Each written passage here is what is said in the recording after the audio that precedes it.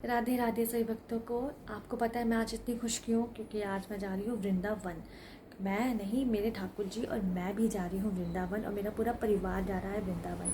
कब से हम प्रोग्राम बना रहे थे कि हम आज जाएंगे वृंदावन, कल जाएंगे, लेकिन हर बार बताओ कैंसिल हो जाता था।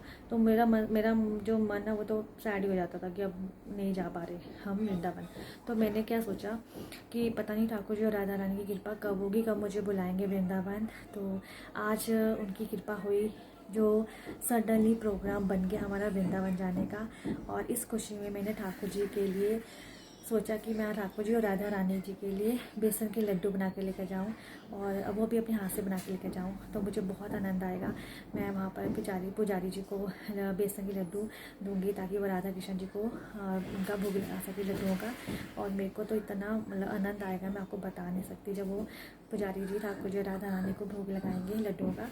तो अभी मैंने बनाए नहीं है लड्डू, क्योंकि मुझे अभी टाइम नहीं लगा, क्योंकि सारा जो टाइम था वो मैं काम में बिजी थी।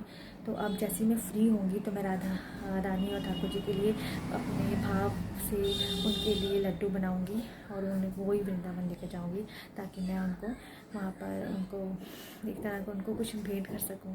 तो मुझे बहुत आनंद आएगा जब मैं लड्डू बनाऊंगी ना बेसन के।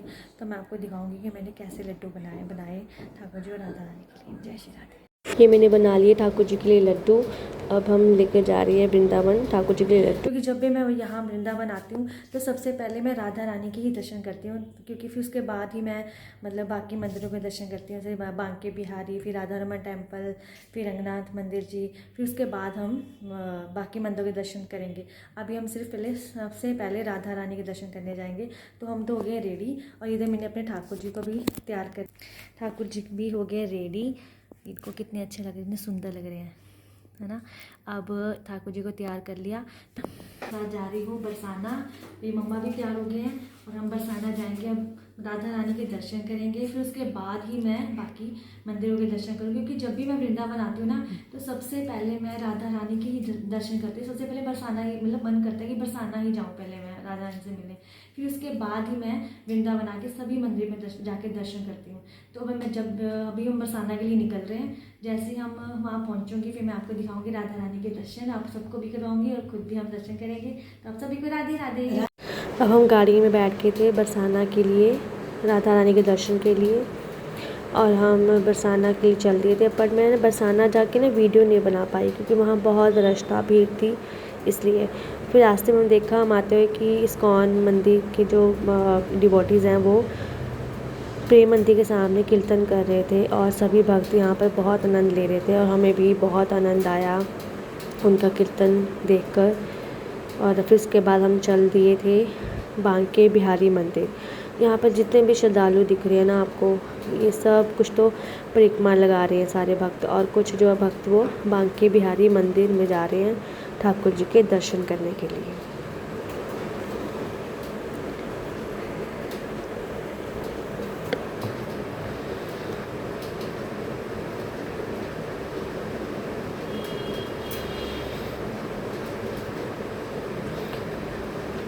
फिर रास्ते में हम देखा इंद्रेश महाराज जी का घर।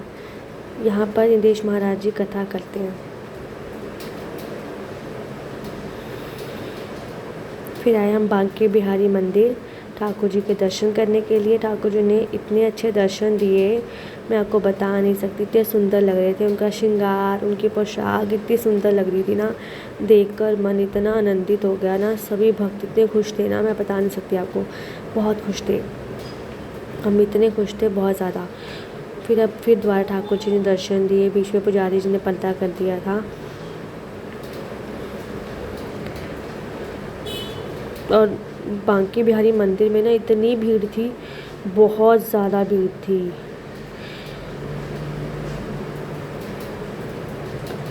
ये सारी जो डेकोरेशन है ना, ये बांके बिहारी मंदिर की है। यहाँ पर इतनी अच्छी डेकोरेशन की हुई थी ना फूलों से, मतलब ब्लू, रेड, क्रीम कलर के फूल जो हैं, सब इतनी अच्छी डेकोरेशन थी ना। मुझे मतलब डेकोरेशन भी मुझे बहुत अच्छी लगी, बहुत अच्छी डेकोरेशन कर रखी थी। और ठाकुर जी का श्रृंगार, ठाकुर जी की पोशाक बहुत अति सुंदर लग रही थी, और ठाकुर जी बहुत प्यारे लग रहे थे।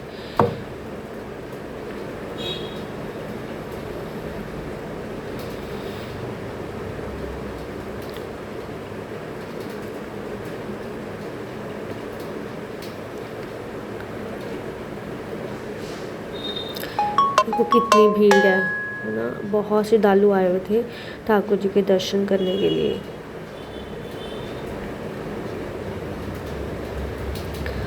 हम सब काफ़ी देर से लाइन में खड़े हुए थे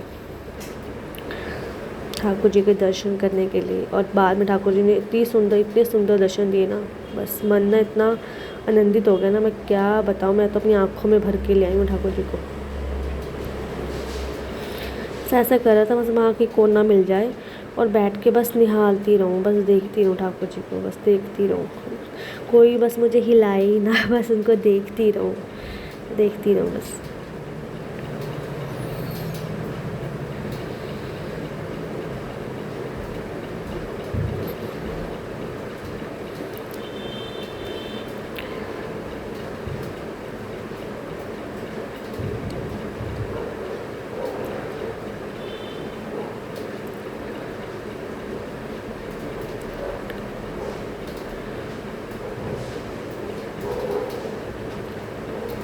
उसके बाद हम चल दिए थे राधा रमन मंदिर में।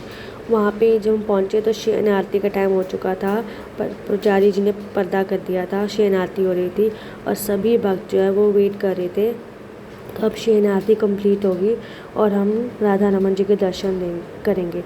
तो थोड़ी देर में शयन आरती कंप्लीट हुई। राधा रमन जी ने इतने सुंदर दर्शन दिए। उन्होंने रेड कलर की पोशाक पहनी हुई थी और इतना अच्छा श्रृंगार किया हुआ था। उनके दर्शन करके भी ना बहुत मज़ा आया, इतना आनंद आया। मैं तो वहाँ पर कुछ देर बैठी और उन्हें निहारती रही।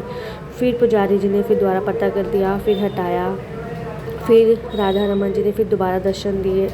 मतलब वहाँ पे बैठ के इतना सुकून मिल रहा था ना, बहुत सुकून मिल रहा था। मेरा तो ना जाने को मन ही नहीं कर रहा था। वहाँ बैठी रही कुछ देर में ना और राधा रमन जी को ना देखती रही, क्योंकि वहाँ पर ना बैठ सकते हैं और काफ़ी वक्त बैठे हुए थे।